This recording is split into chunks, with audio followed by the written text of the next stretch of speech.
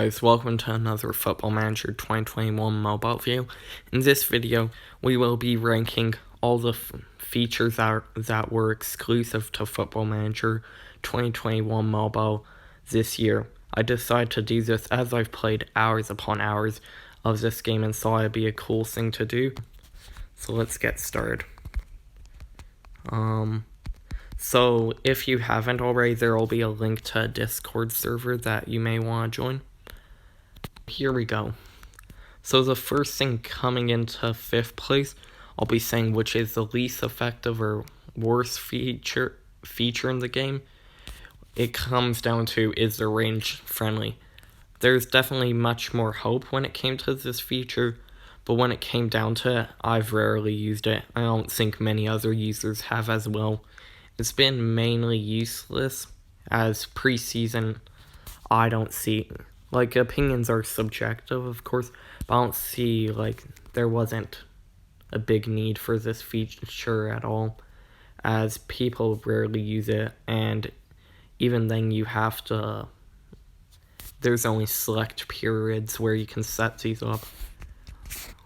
So that's coming in 5th. 4th in this ranking, which I think is a little bit better. It's not always used, but it's dynamics because it can help to improve your team. So I've used this a bit, and I think it's a decent feature because you can see how your team's doing. Say the morale's low, you can tell that you're doing poor, or so you can bring in players to improve this. If you see work rate, you can bring in players with a higher work rate. So this is a great way of seeing where you are going on. It's almost like a report card, and I find that this is beneficial, but it's not a top tier addition. I do believe there needs to be a few things added to improve the game. I also find these hierarchies are cool because you can see who's most influential. This can come into captaincy decisions, or just in general who would decide to play, or even core group. You can see who's settled in.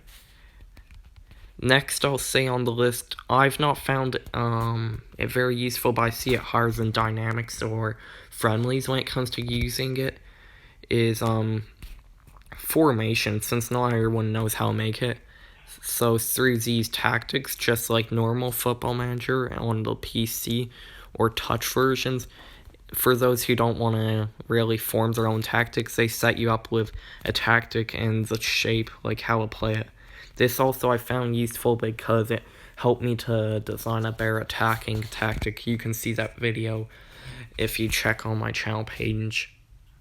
And I found this really useful, as it can help. It's good for newbie players who don't want to spend lots of time on the nitty-gritty stuff.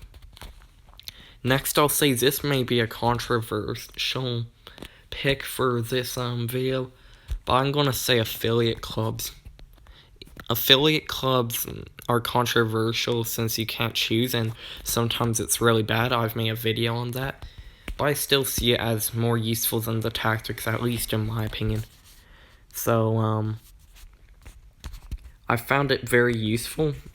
It's better than reserve system. I enjoyed that last season's version, but I found that the affiliates allowed your players to play in a more competitive environment. Just remember though that it won't always work when it comes to finding an affiliate depending on your rank or your country. Like here in North America leagues, you cannot get as many affiliates because they don't have as many lower league teams like there is in England, which this feature tries to base it off of. The final feature I'll say that has most improved the game is no doubt the countries. This may be a little bit biased as I am Canadian, but I think the league editions have been spot on this season. Even though we didn't get a European or African league, like we hoped, I found that the South American edition was something that the community wanted for many years since they got rid of the Brazil as a playable nation. So that's why I think I think that it's the best feature because it adds South America, so you can play in the Copa Libertadores. I also found that Mexico was a big addition because Mexico's another big nation that's been excluded.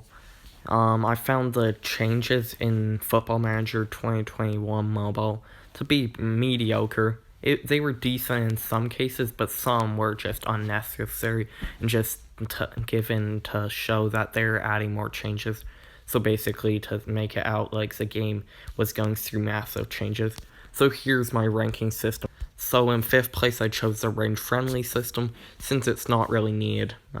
It's pretty lackluster. In 4th place, I'll choose definitely the dynamic system because once again, it's not needed, but it's, I guess, a cool feature to see what's going on with your team, how the team's the squad is doing in their groups, or how important they're.